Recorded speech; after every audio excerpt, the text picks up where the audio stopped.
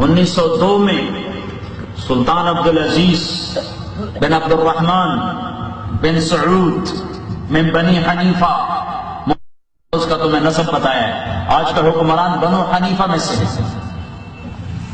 ایک چھوٹی سی ریاست کی درعیہ، اس پر ان کی حکومت۔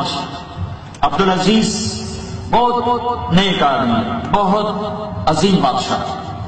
اس نے 1902 میں ریاض کو فتح کیا اور ایک چھوٹا سا ماڈل قائم کیا، اور 1924 میں اس نے مکہ فتح کیا، اور 1925 میں مدینہ فتح کیا، اور 1936 میں سارا عرب فتح کر کے اس کا نام رکھا المملکۃ العربیہ السعودیہ، اور 1924 میں اس نے مکہ فتح کیا، اور 1925 میں مدینہ فتح کیا، اور 1936 میں سارا عرب فتح کر کے اس کا نام رکھا المملکۃ العربیہ السعودیہ۔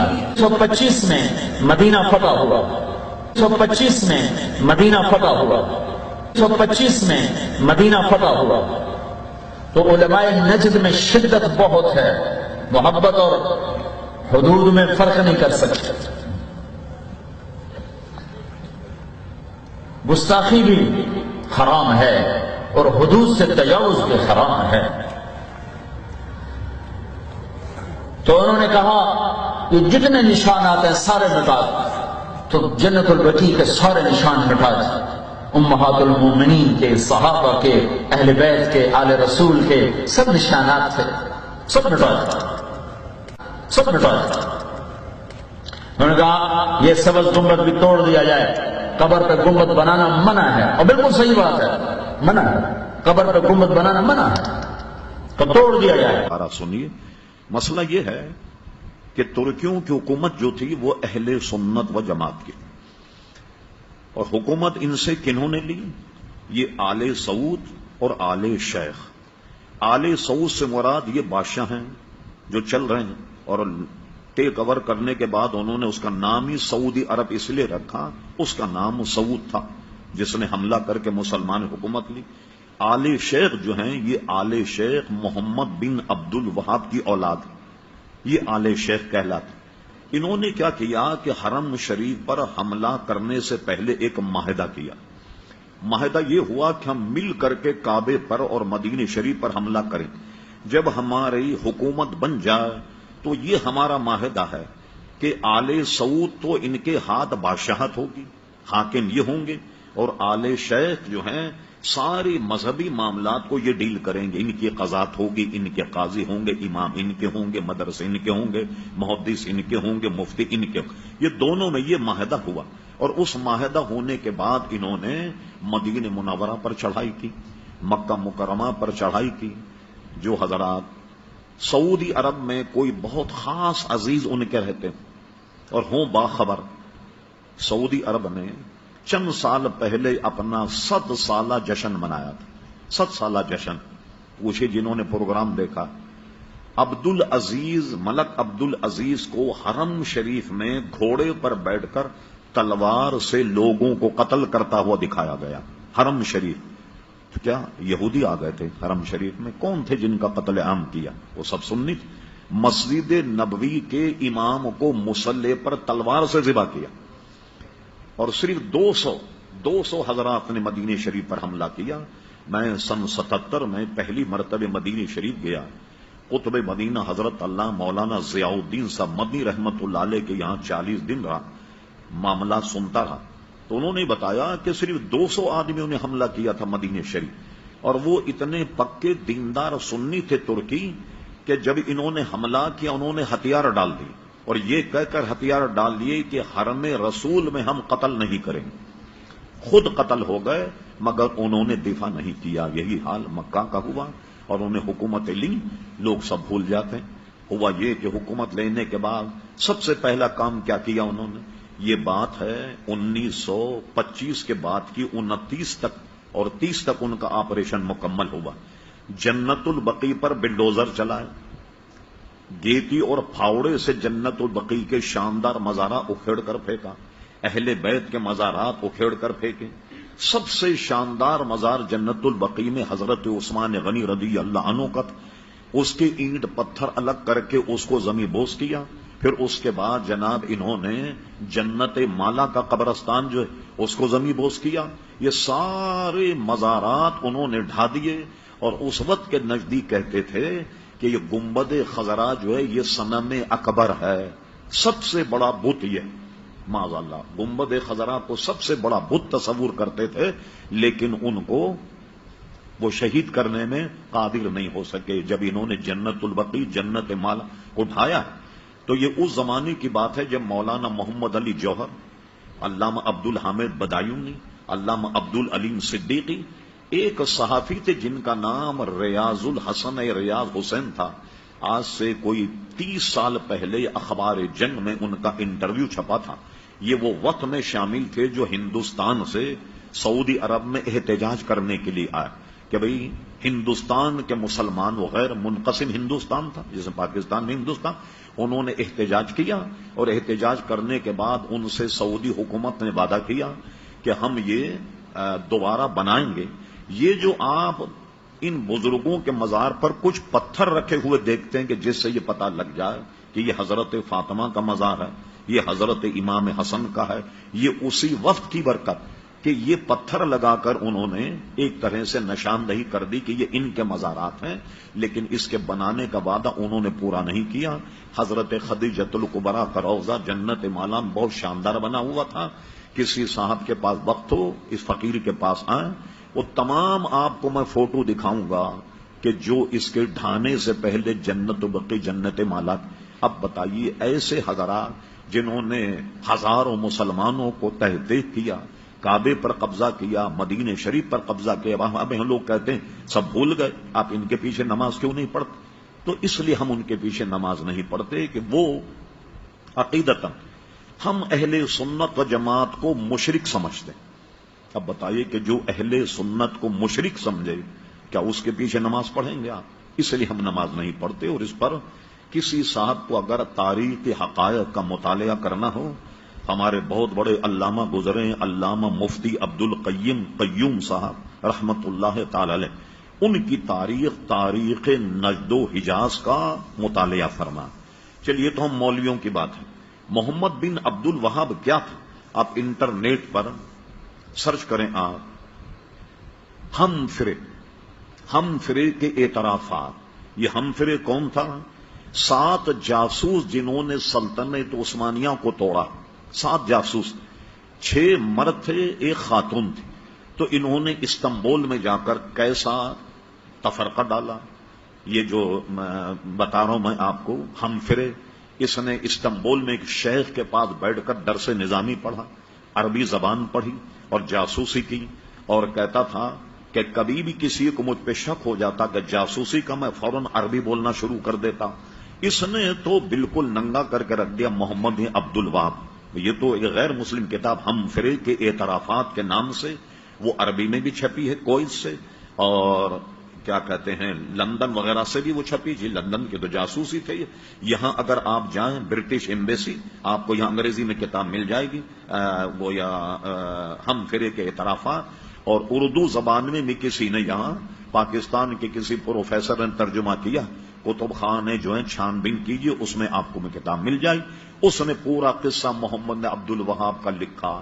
میں نے اس کو کیسے گمراہ کیا، اس سے مناظرہ کیا کہ شراب حلال ہے، اور یہ ثابت کر دیا کہ شراب حرام نہیں، اور اس کو شراب پلائی. پھر اس کے بعد اس سے کہا کہ متا منسوخ نہیں ہوا، اور اس سے منافقوں کے عالم تو بن گیا تھا استنبول، اس سے مناظرہ کر کے اور کہا کہ متا جو ہے وہ منسوخ نہیں ہوا. اور برطانوی خاتون جو تھی جاسوس، اس سے اس کا متا کرایا، اور اس کے حسن و جمال میں اس کو ایسا پھانسا وہ نکل ہی نہیں پایا، اور اس کے بارے میں یہ کہہ کر ہوا بھری، بھائی تو اللہ کا بہت بڑا بندہ ہے، جیسے حضرت فاروق اعظم رضی اللہ عنہ ہیں، اور اللہ تعالیٰ تجھ سے ایسا کوئی کام لے گا جیسا حضرت فاروق اعظم نے لے لیا. یہ تو انگریز مورخ کو پڑھ لیں بھائی، اب ہماری بات پر اعتماد نہ کریں. ہم فرے کے اعترافات یہ انٹرنیٹ پہ موجود ہے. کوئی سے جو کتاب چھپی اس میں تو ہم فرے نے محمد بن عبد الوہاب کا فوٹو بھی اس میں لگایا، فوجی وردی پہنا ہوا ہے. جیسے ہوتے تھے نا وہ خول وغیرہ فوجی لباس، اس میں اس نے فوٹو بھی دیا، اس کو بالکل ننگا کر کے رکھ دیا، محمد بن عبد الوہاب۔ یہ ہے آل شیخ، اور وہ آل سعود، اس میں مسلمان سادہ لوگ یہ سمجھتا ہے کہ تو مقدس گھر ہے، اس میں جو امام ہوگا بڑا مقدس ہوگا، مسجد نبوی اس میں جو امام ہوگا مقدس ہوگا۔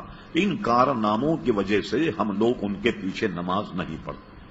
لمبا ہو گیا سوال، میں کئی دفعے اس کو بتا چکا ہوں، لہذا آپ انٹرنیٹ پہ اس کو ملاحظہ فرما لیں، یہاں پوچھیں گے تو وقت لگے گا، دوسرے سوالات رہ جائیں گے، جواب تو میں سب دوں گا آپ، لیکن وقت لگ جائے گا۔ اور آپ بتائیے۔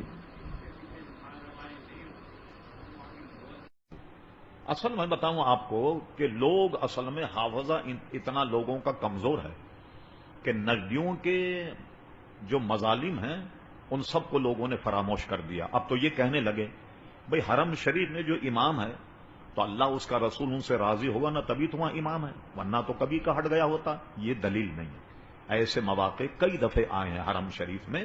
مثال کے طور پر پہلی صدی میں 61 ہجری کے بعد یزید کا فتنہ جب برپا ہوا، واقع حرہ کے نام سے تاریخ میں موجود ہے، شاہ عبدالحق محدث دہلوی نے اپنی کتاب جذب القلوب الی دیار محبوب نقل فرما، علامہ امام سمودی رحمۃ اللہ نے وفاء الوفا میں نقل فرمایا کہ یزید کا فتنہ جب ہوا تو یزیدی امام جب وہاں مسجد نبی میں کھڑے ہوئے، ایک تو یہ کہ مسجد نبی کو انہوں نے غلیظ کیا، گھوڑے باندھے مسجد نبی میں، اور اس وقت بھی امام کے پیچھے لوگوں نے نماز نہیں پڑھی۔ حضرت عثمان غنی رضی اللہ عنہ جب شہید کیے گئے تو آپ کے قتل کے بعد میں، آپ کی شہادت کے بعد جو بلوائیوں نے وہاں نماز پڑھائی، اس وقت مدینہ منورہ میں صحابہ اور تابعین نے ان کے پیچھے نماز نہیں پڑھی۔ یہ کوئی پہلا واقعہ نہیں۔ اب یہ آئے نجدی، انہوں نے وہاں کیا کیا؟ مان لیا جائے جو مسجد نبی میں امام ہے وہی حق پر ہے، تو آپ کو تعجب ہوگا کہ انہوں نے آن کر کے مسجد نبی کے مصلی پر سنی اماموں کو ذبح کیا۔ اور آپ کوئی سعودی عرب میں آپ کا کوئی خاص آدمی ہو تو آپ ذرا کسی سے پوچھئے، چند سال پہلے انہوں نے اپنا 100 سالہ جشن منایا، حالانکہ 100 سال نہیں ہوئے، 100 سالہ جشن منایا۔ جناب ملک عبدالعزیز کو حرم شریف میں گھوڑے کی لگام پکڑے ہوئے قتل عام کرتے ہوئے دکھا گیا، فلم دکھائی گئی سعودی عرب کے ٹی وی میں کہ جس وقت انہوں نے مکہ کو ٹیک اوور کیا، کیا سکھ گھس گئے تھے، کوئی یہودی آ گئے، کافر آ گئے، کن کو قتل کیا، کن کو مارا؟ سب اہل سنت و جماعت کو مارا اور اس طریقے سے مکہ کو ٹیک اوور کر لیا۔ مدینہ شریف پر صرف 200 افراد نے حملہ کیا، جس کے عینی گواہ حضرت اللہ مولانا ضیاء الدین صاحب مدنی رحمت اللہ علیہ، جن سے میری 77 میں ملاقات، 40 دن میں ان کے یہاں رہا، سارے واقعات انہوں نے بتایا۔ 200 آدمی کسی شہر کو فتح کر سکتے نہیں کر سکتے۔ ترکی اتنے سنی سیول عقیدہ کہ جب ان پر حملہ ہوا تو سب نے ہتھیار ڈال دی اور کہا ہم دیار رسول میں قتل نہیں کریں۔ وہ قتل ہو گئے مگر انہوں نے کسی کو قتل نہیں کیا، اور 200 آدمی نے جناب مدینہ شریف پر قبضہ کر لیا، اپنی حکومت جما لی۔ کیا وہ لوگ مسلمان نہیں جن کو ذبح کیا گیا؟ کیا وہ لوگ سنی نہیں تھے جن کو مسلح پہ تلواروں سے گلے کاٹے گئے؟ ایک بات یہ ہے، مجھے یہ بتائیے، بڑی گستاخی معاف، یہ باتیں اس لیے کی جاتی تاکہ بات لوگوں کے ذہن میں رچ اور بچ جائے۔ ایک امام سنی سیول عقیدہ ہو، حافظ ہو، قاری ہو، مسلکن ہمارا امام ابو حنیفہ کی تقلید کرتا، بہت بڑا عالم، آپ ایک دن اسے کہیں مولانا آپ بڑے نیک آدمی، چلیں ذرا میری اماں کی قبر پہ فاتحہ پڑھ دیں۔ ہم نے سنا ہے حدیثوں میں کہ عالم اگر قبرستان چلا جائے تو 40 دن عذاب قبر اٹھا لیا جاتا ہے قبرستان۔ آپ ذرا آ کر کے دعا کر دیں، آپ ایک عالم کو لے جائیں اور آپ کی اماں کی قبر پر لات مار دیں، آپ نماز پڑھیں گے اس کے پیچھے؟ حالانکہ سنی ہے، قاری ہے، حافظ ہے، متقی ہے، پرہیزگار، میری اماں کی قبر پہ لات مارا، ان کا کیا حال ہوگا جنہوں نے ہماری اماں کی اماؤں کی قبروں کو رون دیا؟ ٹریکٹر چلائے، بلڈوزر چلائے، ہتھوڑی اور چھینی سے ان کے مزار توڑے، گیتی پھاوڑے سے مزار ان کے توڑے۔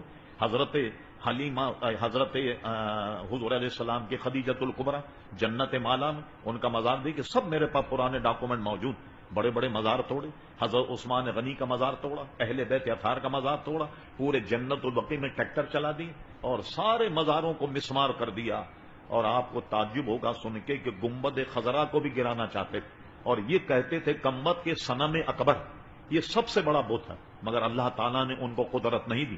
ہم یہ ساری باتیں بھلا بیٹھے، اب ہم سوچتے ہیں وہاں ارے مولانا اتنے لوگ نماز پڑھتے ہیں، تو نماز کیسے ہوگی؟ کیا نماز میں جمہوریت آ گئی؟ نماز میں بھی جمہوریت آ گئی؟ اگر میں یہ کہوں کہ اچھا یہ بتائیے کہ داڑھی والے زیادہ ہیں یا داڑھی منڈے زیادہ ہیں، کیا جواب دیں گے آپ؟ کچھ تو بولیں بھائی۔ داڑھی منڈے زیادہ ہیں، لہذا جمہوریت آ گئی، ہمیں بھی داڑھی رکھنے کی ضرورت۔ اچھا سچ بولنے والے زیادہ، جھوٹ بولنے والے زیادہ، تو انہیں کو اختیار کر لیا جائے، کیونکہ سارے لوگ جب جھوٹ بول رہے ہیں تو چند ہی لوگ سچ بول رہے ہیں، اس میں بھی جمہوریت، لہذا ان کو مان لیا جائے۔ ایماندار زیادہ ہیں، بےایمان زیادہ، بےایمان زیادہ، جمہوریت تقاضا جائے، ان کی بات مان لی جائے۔ بھائی نماز کے مسائل میں جمہوریت نہیں آئی ابھی تک، سمجھے یہ؟ اور آپ اگر اس کو دیکھنا چاہیں، تاریخ نجد و حجاز ایک بڑی ضخیم کتاب ہے، مفتی عبد القیوم ہزاروی صاحب رحمۃ اللہ علیہ کی، اس کو دیکھا جا سکتا۔